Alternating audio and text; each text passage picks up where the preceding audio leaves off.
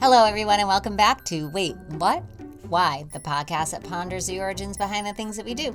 Thank you for taking the time to join us today as we discuss the origins of wedding traditions.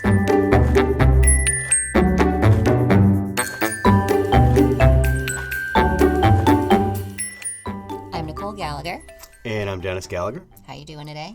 I'm doing pretty good. We've had a busy day, right? Yeah. Yeah, I'm doing pretty good. Feeling good. I'm putting Den to work, helping me set up for the semi-formal dance at the middle school this weekend. So he's, I'm doing the helping, the lugging, the whatever it is. Yeah, logistics. The big manly work. Yeah, definitely doing the man work. I appreciate it. No problem. And so will everyone else. Hopefully it goes well tomorrow. That's what I'm here for.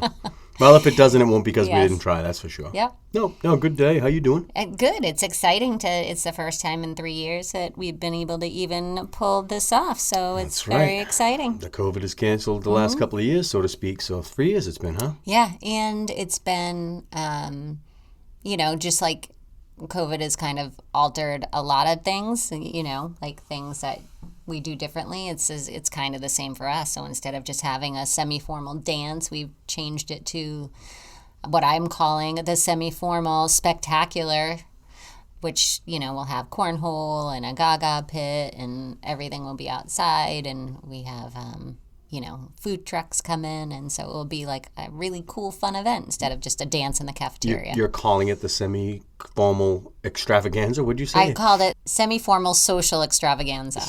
No, it was a semi-formal social spectacucular. Spectacular. That sounds sounds very middle school. Yes. That sounds very middle school. I'm sure it will be spectacular. But yes. Yeah, a lot of effort went into it. So, tomorrow's the day. Tomorrow's the day. Fingers crossed the weather stays nice and we can erect some wedding tents and dance floors and all that in preparation for it. Seeing as you decided to have no plan B, the weather has no choice but to be good, right? That's what the principal said. He said, what if we have to make the call? And I was like, nope. Not happening. It's going to be outside and it's going to be beautiful. Right. So, you know what? Mother Nature. Positive thinking. Get your crap together. Yes. Yeah. No, it's all good. So, again, busy day, end of the week. We're behind on releasing this again. So, again, busy week. We apologize. I'm trying. I can't. Average Joe's here. I should say indie podcast. We're doing it all, juggling it all, and trying to find time to talk on the airwaves. I really do not like being late. If anyone who knows me well, I stress out about it, but it really has been a busy couple of months. So school's almost over, a couple of weeks, and then hopefully we can... You can exhale a little bit. Well, I was going to say hopefully we can get a bunch of episodes recorded so that we don't get in this predicament later on in the season. We can get ahead of the curve rather than behind the curve. I'm hoping that we can actually video record our year anniversary podcast. That would be nice. We'll see. How nice it is. Right. But well, we're going to give it a go. Do we have to dress up? No, nothing. Yeah. Just wear big sweatshirts and all frumpy. Yeah. Who cares? Fair enough. It's normal, That's right? easy. Sure. This is what we do. It's just a glimpse into what we do, how we do it. Yeah, 100%. All right. Oh, speaking of on-camera thing, I'd tell a little, I'll tease one of our daughters, seeing as I think it's kind of funny. So our daughter Cameron, we talked about a little bit, right? Mm-hmm. She does her streaming and Twitches and whatever she does, and I don't know any of that stuff, but she's way into it and has a fair following and whatnot. She's been on our podcast. Yeah. She did a bonus podcast with me. And she's passionate about it. Yes. So she was freaking out earlier this week. She couldn't get her camera to work, right, on her computer. Right. And had troubleshooted everything to the wind all over. It was the little switch on the laptop. The little tiny switch right next to the camera, the manual shut off. So I just think it's funny that as savvy as the next generation is, the little switch escaped her. Right. Kid. Yeah, welcome to stress. She'll totally have to help us with everything when we record. What do we do? Right. But I knew the switch was there. So anyways, yes, it'd be nice to be able to record ourselves. And like I said, grow. Yeah, we'll see. Cool. So what are we talking about today there, girlie? We are talking about wedding traditions. It's that time of year. It's June. Now, again, with COVID being over, there's a ton of weddings happening. And Cameron, actually, speaking of Cameron, said, I want to know about some of the origins, traditions from weddings. So that's what we're going with. Well, I know a thing or two about weddings, don't I? Yes, you do. Yes, I do. Yes, I do. I don't know. So do we Another want story for another day. Well, no, not necessarily. Sure. But I was going to ask you, right? So like, our wedding was not traditional at all. Super cool though. Yeah, I loved it. Yep. But it was very small. We didn't do any of the traditional wedding things that people do, but we're going to talk about traditional wedding things. So, what are some traditions like? You can't see the bride the night before the wedding, right? The groom can't see the bride. Bachelor parties, bachelorette parties, bridal showers, right? Things like that. The proposals, the ring, the white dress. Yep, all that stuff. Well, so we did some of that stuff. Cutting the cake. Yeah, cutting the cake. Yeah, Tossing sharing the bouquet. cake, stuffing the cake in each other's faces. Throwing the bouquet. First dance, father-daughter dance, which we did that stuff too. Yeah. What else? Try to think. He said throwing the bouquet, the garter. The garter, yes, I did have that. The garter belt. The chicken dance, which we didn't do either. Yeah. That's a definite tradition, at least local tradition. I don't know what else. That's all. I don't know. I think you pretty much said a lot of it. Well, I said them all. I think we said them all. Yeah, something borrowed, something blue, stolen, something. Oh, not stolen. No. I don't know. Borrowed, I skipped a beat. That's right. You're not supposed to steal blue, things. Something even new. before the wedding, you're not supposed to steal things. Just saying. I'm not supposed to steal it all. Well, if it's a drift on deck. So our tradition, I guess, with us, you proposed. And what else? What other tradition was there? We did do a father-daughter dance, but my father actually also married us. He did. Traditional garb, right? It was all Scottish traditional garb. Yeah. I wore my colors. You wore your colors. Yes. He wore his kilts, so that was traditional. He did. Yeah. Right? He wore more than a kilt. He wore his whole traditional, outfit that he wears. His Highland outfit. Yeah. Trying to think as far as what else we did. But we didn't cut the cake or any of that stuff. No, what do we have? Like a cupcake? I don't even think I ate a cupcake. We had like a barbecue. It was on the beach. Oh, it was tremendous. It was great. It was awesome. York, Maine, right on the edge of the ocean. Mm-hmm. Super cool. We rented a whole giant house. Yeah, you could see the Nubble Lighthouse. Slept like 20 people in the house. It was awesome. Yeah. Yeah. Big party. We basically had a party. Not really traditional. So it wasn't traditional at all. Yes. So anyway, I just thought, You're going to delve into some of where those traditions come from, that kind of thing? Well, there's so many that I narrowed it down. So I thought, say this every single time that there's so much, too much, you narrow it down. It's going to become a catchlight. This is why I'll always be a learner. There's so much to learn. There's so much. A forever learner? A life learner? A lifelong learner. Lifelong learner, yes. There's so many questions you have, and then Megan brought something else up to me, and I was like, no way. So I had to look into that. So anyway, for today, we might do a part 2 wedding episode for June. I don't know. But for today, we are looking at the origins of the wedding ring and then the bridal party. Okay. So that's what I thought we could dig into. Okay, cool. Sure. Are you ready? Bring it. All right, here we go. Here we go. So I found this website, actually. It was titled, Today I Found Out. It's the name of it. Quote, Today I Found Out, Feed Your Brain, unquote.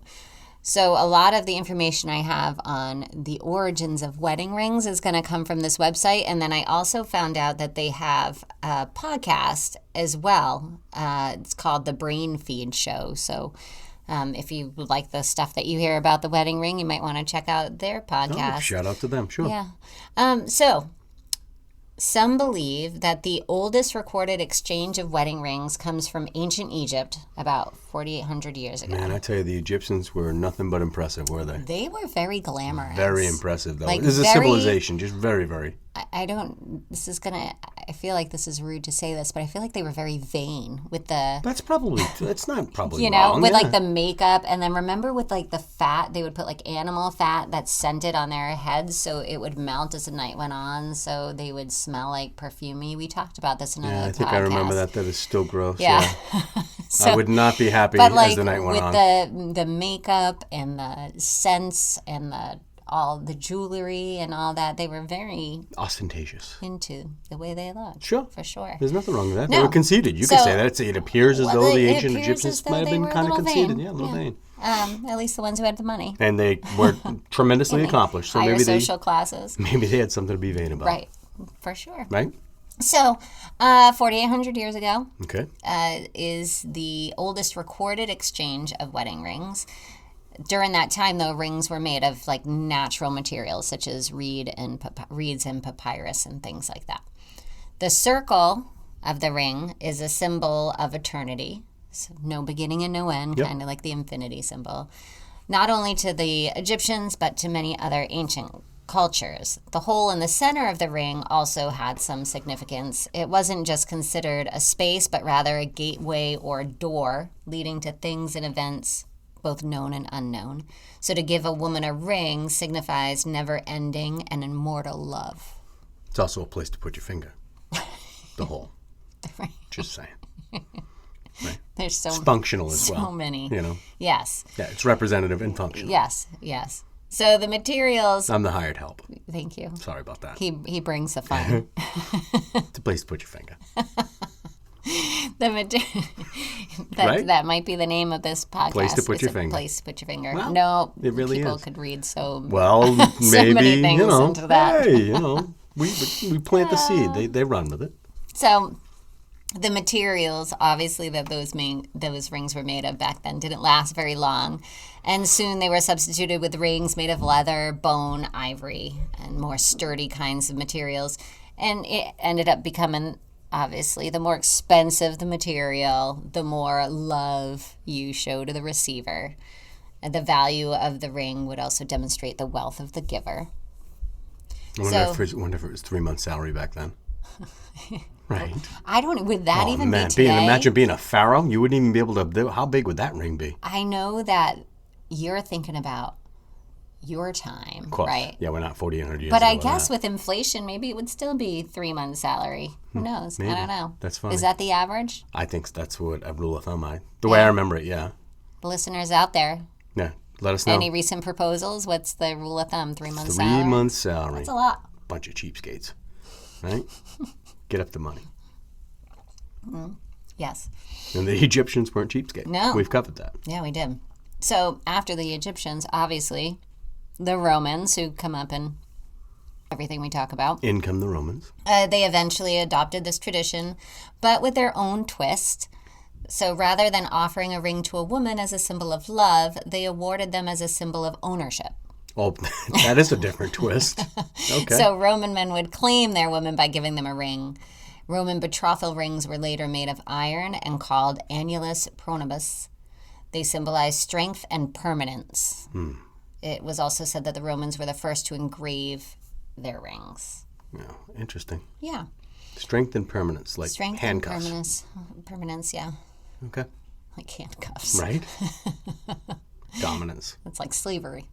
Exactly. Yes. You are mine now. Thank you.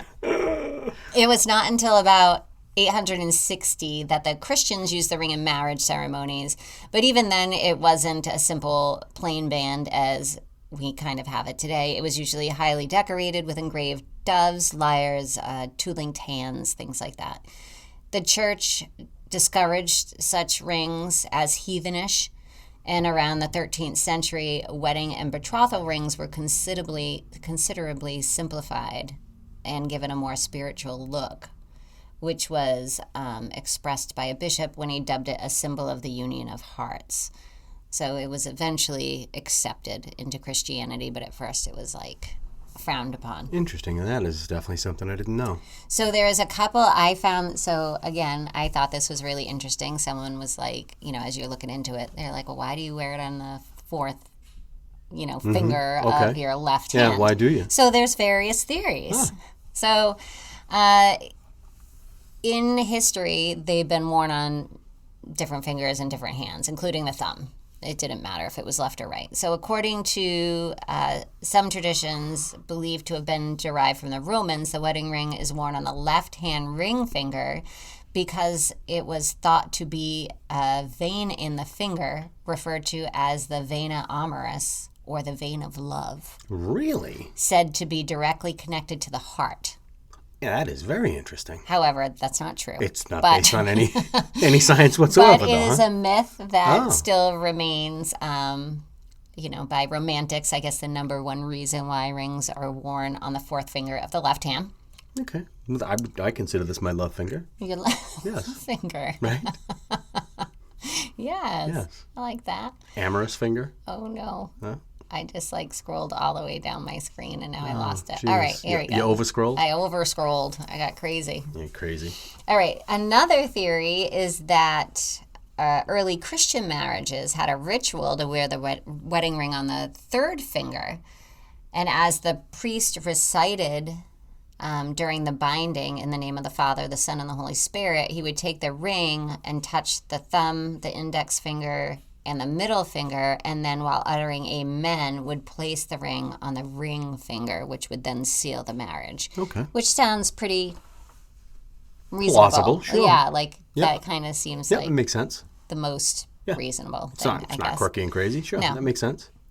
And then another theory is that because gold is traditional for wedding rings, that finger would be the least used, and it would be the less wear and tear. It wouldn't on get the banged ring. up. Yeah. Obviously, your forefinger and your thumb probably get the most use, I guess. Right. Yeah, I never really thought your of that either. first three fingers, really. Yep. The last two are just Extras. there for for support. Right. So yeah, it was said that maybe because of the metals that were used, that was the theory for using that makes sense. That makes because the rings do get banged up, and they'd be even more banged up if they were on the other fingers. I would imagine that makes absolutely. good sense. That's actually practical. So I don't know which of those theories is true, but all reasonable, plausible theories. Yep. 100%. So when did engagement rings and wedding rings become two separate rings? Is another question that I found an answer to on that lovely little website.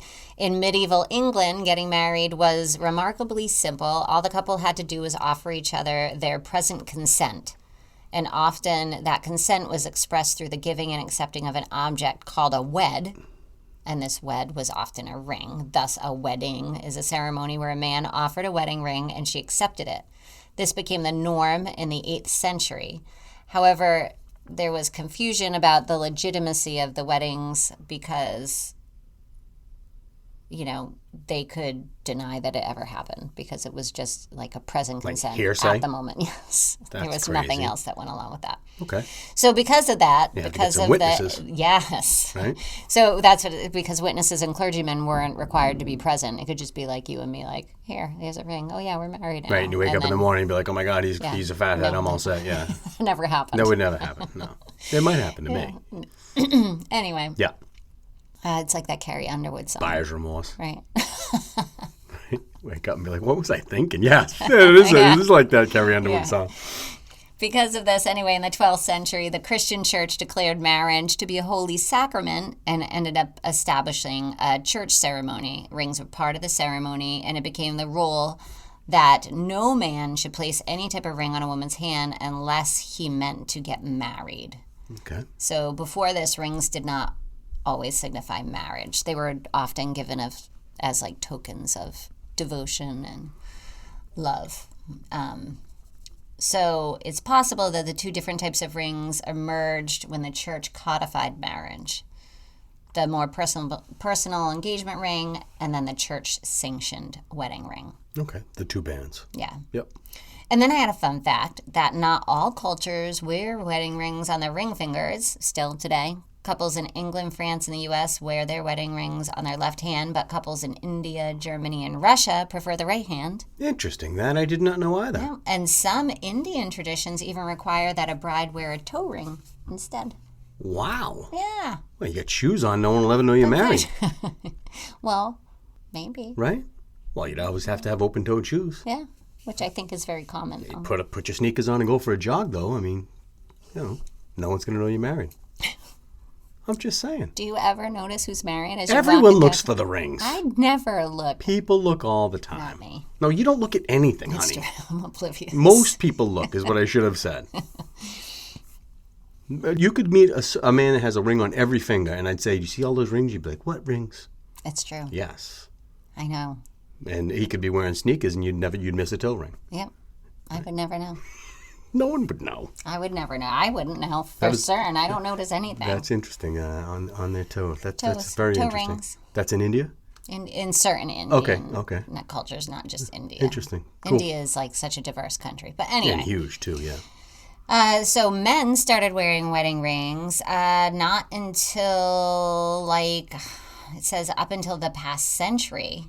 Wedding rings were just worn by women. Christian church promoted exchanging wedding rings as a way of keeping men faithful. I was just going to say, you beat me to it. You Yeah. beat me to it. Because men were fighting the good fight, quotes, and not wearing rings. And finally they were like, hey, come on. Yeah. Wear this ring to show that you belong to me, and then I'll just do what I want. You know, I'll just go off about my business. I'm sure that's not far from the Like, truth. I'll wear it on my toe so Right. no one can tell. And I'll wear tennis shoes all the time. But it wasn't until World War II that the dual rings, or the two rings, caught on. And American and European soldiers wore wedding rings as a way to remember their wives and sweethearts back home. Totally makes sense. And the tradition continued through the Korean War. And then after that, it just caught on for civilians as well. Nice. That makes perfect sense also. Yep. I love the evolution of things. I think Isn't that's it cool. neat? Yeah, very cool. So then, you know, you're like, all right, well, how did diamonds become a part of it? Like, why is the diamond ring now the engagement ring? I didn't know I was supposed to get you a diamond. Shut up. Yeah, where is it? Where is it? Oops. Whoopsies. I knew. Yes, I have a beautiful diamond. Yes, you do. Anyway, up until the 1940s, diamonds were just one of the numerous gems that was used in engagement ring stones, so it wasn't commonplace to have a wedding diamond ring. But it became popular. Can you take a guess why? When the diamond became the most precious stone. No. No, I don't know why. Two reasons. Well, two reasons. One, De Beers. What? De Beers is the corporation, the giant diamond, you know. Conglomerate? Okay, Yes, I have no idea. So De Beers controlled the majority of the world's diamonds at the time. This is like the early 1900s. And then when people stopped buying diamonds during the Great Depression, Yep. in the 30s, they launched an epic marketing campaign. And they gave all the Hollywood actresses diamonds to wear in their movies. And De Beers made diamonds glamorous symbols of romance and recruited Pablo Picasso and Salvador Dali to illustrate their ad posters. They communicated that their diamonds were works of art. And then in 1947, De Beers introduced the advertising slogan, "A diamond is forever." Huh. And then in 1953, Marilyn Monroe made "Diamonds are a girl's best friend" a household phrase. She did coin that phrase, didn't she? That's right. And then by the 50s and 60s, diamonds were in full swing. Holy cow. Given expensive diamonds was a man's way of showing a woman that she was worth it. And it started from a marketing campaign. Yep, and the percentage, through De Beers' marketing efforts, the percentage of the United States brides who received diamond engagement rings jumped from 10% in 1939 to 80% in 1990. That is a hell of a marketing campaign. Yep. With the most precious, expensive Yeah. jewel or gem that there is, rather. Wow. Yeah. Wow. Isn't Good that for nuts? them. That's awesome. I never, you know, and that's another thing, like, where I'm like, and I think it was Cameron who brought it up, who said, why do men propose? Like, why do they offer a diamond ring? And I was like, I don't know. And it, again, never occurred to me. It's just the way it always was. Sure, yeah. And it was Man that way with our proposes, fathers you and our get a grandfathers and diamond, whatever. And so, But that's, I mean, Wow. not a couple generations ago Yeah. from us that it wasn't even a thing. no, it's a fairly recent thing for Yeah. sure. And it's born of a marketing campaign, which is fascinating. Right, which Yeah. I guess a lot of things are No, born out of it is. But the beer and everything else we talk about, right? Yeah, everyone go to school for marketing. Jeez, I'm crow. It's fantastic. You could be shaping culture. Absolutely. With your marketing campaign. Yeah, Well, who it knew? did shape culture. It totally did. So now I want to talk about the wedding party.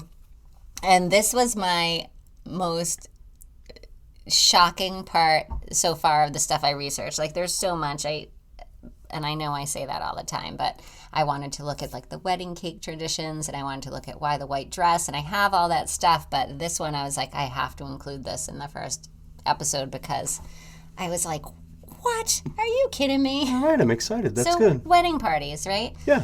Typically, like, you've been a best man. Yeah, I have. I've never been a best man, No, actually. just No. a groomsman? Yep, many times. I've though. never been a maid of honor either. I've just been in the bridal party for a few, not a lot, a few weddings. At least 5 or 6. For our wedding, our bridal party was just our family. Right. You My father parents. didn't even know I was going to ask him to stand with me, and he was embarrassing. He thought he was underdressed and everything else, and it was, very informal. Yes, it was very informal. However, he was my best man at another time. Yes. And he was dressed properly and prepared. So now might be a good time to No, just hear a little bit. no. Okay. All right. Yeah, no, I've been married before. No big deal. The first time was much more traditional, and ours was a hell of a lot more fun and fruitful. Oh, yeah, Yes. for sure. I had fun. Yeah, fruitful. It was my one and only. And it's Sorry worked out about for that. me, so. Well, you're welcome. And thank No, us. Yes. hopefully, you got whatever learning you need to Right. get Practice, done. practice, and, practice, right? right? I got the You better got it. man. That's right. For sure. I think you did. And we still embarrass my father on game day. We do. Back to the wedding parties. Yeah, so wedding parties, again, we didn't have one, but, traditionally, what's the wedding party's duties? Like, what? They see it's certainly in a church wedding, and again, in my experience, I was married in the Catholic Church the first time, and so they're ushers, right? That's what they are, is they're ushers. So the people that are in your wedding party, the best man probably make sure you have everything you need. Does the best man have the rings? I want to say the best man has the rings and gives them to the ring bearers. Yep, gives them to the ring bearers. But they're the best man's responsible for it. Responsible. That best man's responsible with making sure you get your butt to the church on time and in the right shape. But the rest of them were ushers. So in the other times that I was in the wedding parties, I would seat people bride or groom side. That kind of thing. I'm sure there's more formal and less formal functions, but that's what like we the do. bachelor party. Yeah, well, the bachelor party. The best man would organize the bachelor. that, In my experience, organize the bachelor party, and the rest of them just help with the kidnapping, so to speak. But yeah, so that's my understanding. Yes, that was my responsibilities. Yeah, if there was anyone kidnapping, disabled, you mean of the groom? You got to make sure that he's completely unaware and bundled. Yes. Yes. Again, in my experience. Right. Yes. So.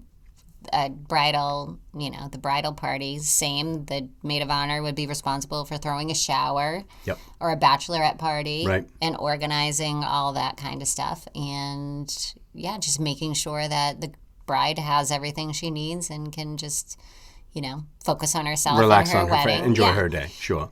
Right. So, the history behind it was shocking to me. All right, enlighten.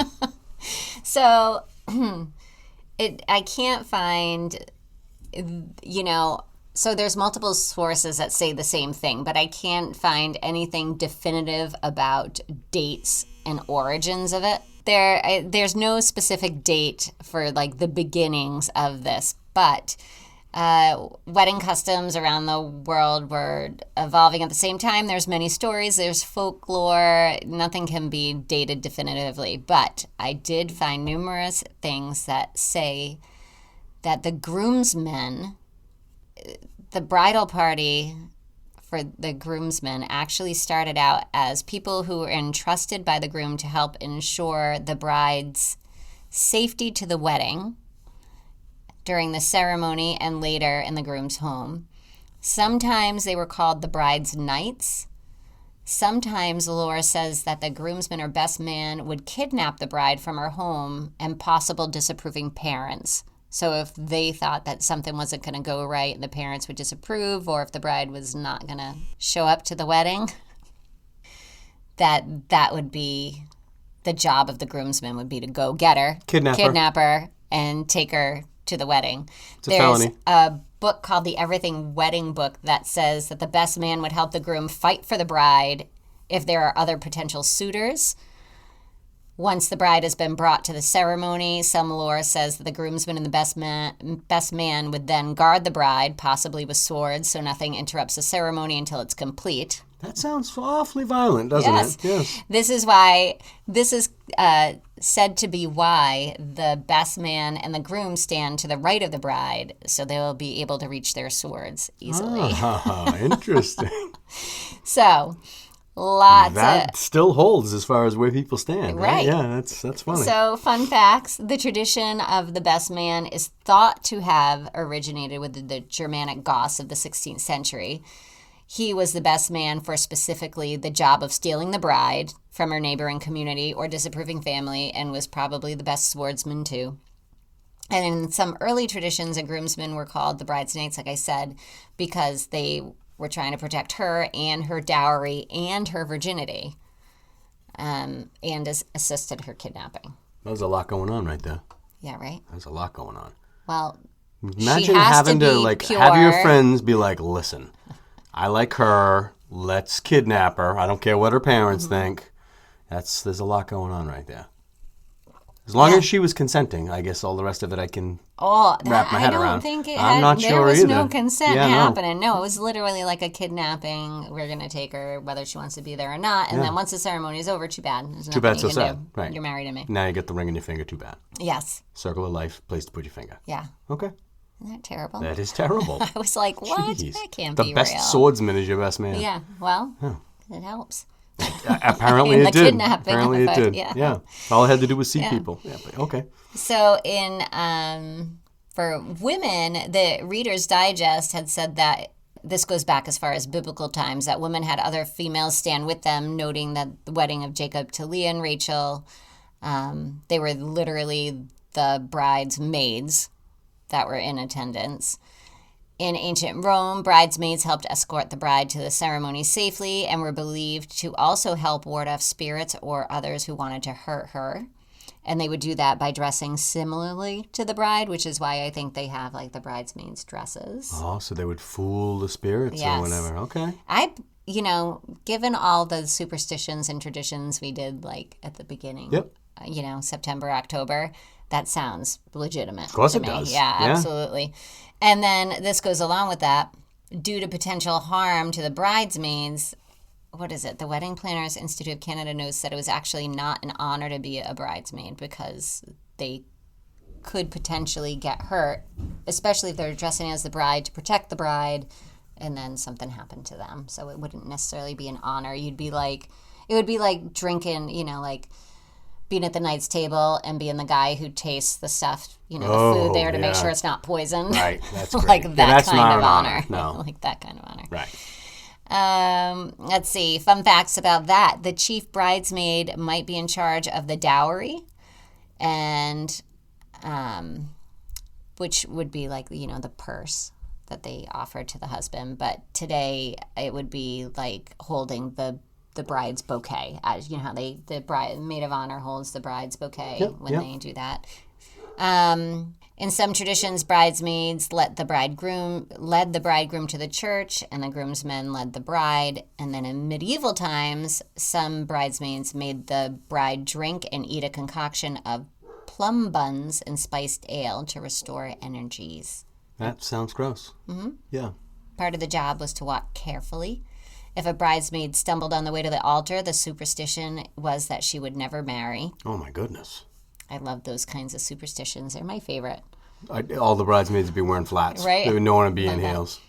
Maid of honor once tended to the bride-to-be for several days prior to the wedding, making sure the bridal wreath was made and helping her get dressed. Bridesmaids also helped undress her, making sure to remove all pins. And if a pin ended up being remaining in the dress, it was a bad luck for the wedding. Oh, lots of superstitions. Yes. Yeah. Being way more superstitions for the bride though than the groom. I didn't see any for the groom. This is all just for the brides. Oh well, they were pulling the groom out of the pub. You know what I mean, and dragging him to the church because he forgot what day it was. Right. Yeah, you can't be superstitious to that. You'd never get married.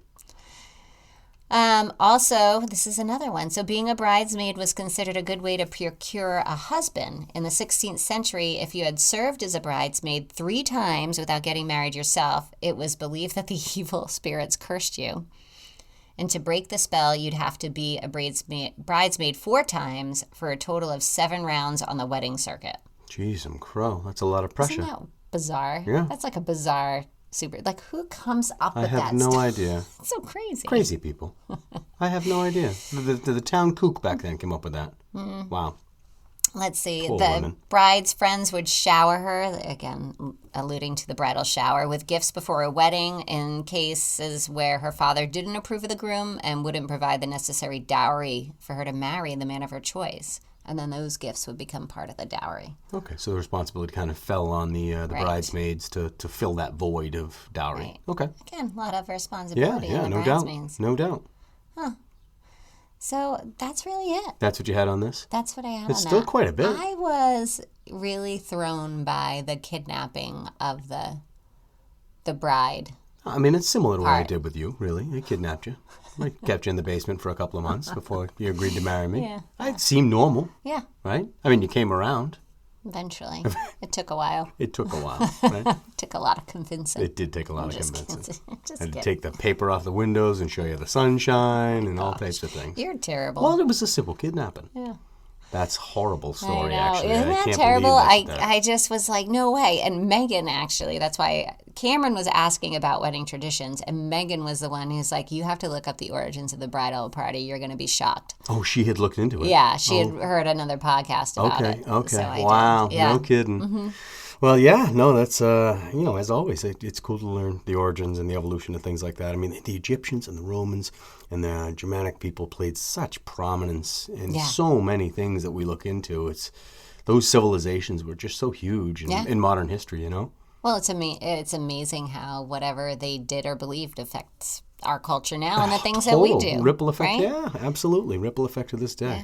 Wow. For sure. Yep, no, cool. I enjoyed that. Yeah, Thanks, good. I'm thanks, glad. baby. You're Thanks. welcome. Thank you. You're very welcome. So tell us about your wedding traditions. Maybe we can, have a part to dig into the origins behind them. If you have any other questions, like I said, like why a white wedding dress? Or why did the bride and groom cut the cake and feed it to each other? Those are things I looked into too. And believe it or not, there is an origin behind all of it. Oh, and I'm sure there's comes many, from somewhere. Yeah, there's many other things like there's all types of. I know like at Jewish weddings, they have all different types of traditions, mazel tov and the and stomping on the glass sure, and you yeah. touched on Indian and Yeah. on and on and on. All over the world, I'm sure there's different traditions and whatnot. But So, this yeah. was kind of geared at what has evolved into an American tradition Yes. at this point, and the traditions that we still practice. But we would love to hear from you Oh, yeah, and like 100%. what your traditions were or your like wedding taboos or superstitions. I'd love to hear about superstitions. Yep, very cool. And we want to hear from you. So you can reach out to us on our social media. Our handle on Instagram, Twitter, and Facebook is Wait What Why Pod. And you can always email us at Wait What. I always mess up our You know what? email. Why It's okay. Just is relax, that? honey. You're in charge of the whole program. Go ahead. You just say it. waitwhatwhypod@gmail.com. That was impressive. I Right? just don't know. just gotta Every relax. time I stumble over our email Your address. brain goes so fast, your mouth can't keep up. That's all. So yeah, email us Please. or reach out to us on social media. We are And accessible. You can help support our podcast by rating, leaving a review on any of your podcast directories, or by becoming a patron. Or tell your friends. Tell your friends, 100%. share your favorite episode. Tell us what your favorite episode is. I'd love to hear that. And spread the word. And as always, a big thank you to Francis for our podcast artwork. Shout out, Francis. And we will see you soon. Yep. Sorry for the late release Yes, again, right? We're and super busy as everyone else is, and we're doing the best we can. If you're listening to this because you're preparing to be married soon, then congratulations. Good luck. Congratulations. Watch out for the kidnapping, ladies. Bye. Bye.